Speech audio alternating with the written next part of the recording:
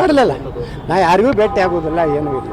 ಅವತ್ತೆಲ್ಲಿ ಪ್ರವಾಸ ಸರ್? ಸರ್ಕಾರ ಬಲ್ಲಿ ಇಂಟೆಲಿಜೆನ್ಸ್ ಇದೆ, ಕೇಂದ್ರ ಸರ್ಕಾರ ಬಲ್ಲಿ ಭ್ರಷ್ಟಾಚಾರ ಯಾರ್ಯಾರು ಮಾಡ್ಯಾರ, ಯಾರ್ದು ಮುಖ್ಯಮಂತ್ರಿ ಡುಪ್ಲಿಕೇಟ್ ಸಹಿ ಮಾಡಿ ಅವ್ರ ಅಪ್ಪನ್ನೇ ಜೈಲಿಗೆ ಕಳಿಸ್ಯಾರ ಯಾರು ಅನ್ನೋದನ್ನು ಹೈಕಮಾಂಡಿಗೆ ಗೊತ್ತಿದೆ.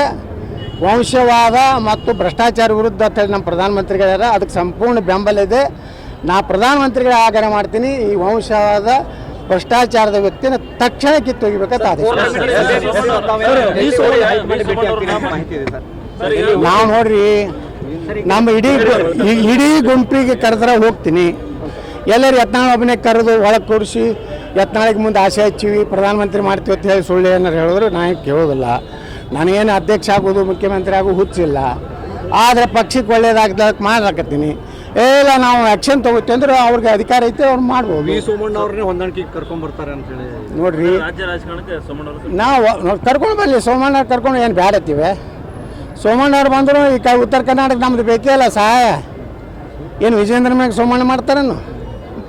ಸೋಮಣ್ಣನ ಕೆಡೋಕೆ ಇಡೀ ಅಪ್ಪ ಮಕ್ಕಳೇ ಎಷ್ಟು ದುಡ್ಡು ಕಳಿಸ್ಯಾರ, ಅವ್ರಿಗೆ ಸೋಮಣ್ಣವ್ರು ಹೇಳ್ಯಾರಲ್ಲ, ಅವ್ರಿಗೆ ಕೇಳ್ರಿ ನೀವು. ನಿಮ್ಮನೆ ಸೋಲಿಸಿ ತುಮಕೂರು ಲೋಕಸಭೆಯಾಗ ಸೋಲಿಸಲಿಕ್ಕೆ ಎಷ್ಟು ದುಡ್ಡನ್ನು ವಿಜೇಂದ್ರ ಯಡಿಯೂರಪ್ಪ ಕೊಟ್ಟು ಕಳಿಸಿದ್ರು ಅನ್ನೋಂಥದ್ದನ್ನು ಸೋಮಣ್ಣವರೇ ಹೇಳ್ಯಾರ.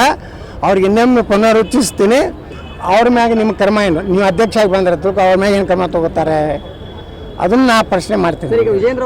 ಮಾಡ್ರಿ, ಬಿಡ್ರಿ ಅದು ಅಂತ ಅವ್ರ ಅಪ್ಪನಂತ ರ್ಯಾಲಿ ಮಾಡ್ತೀವಿ, ಸುಮ್ಕೊಂಡ್ರಿ ನೋಡ್ರಿ.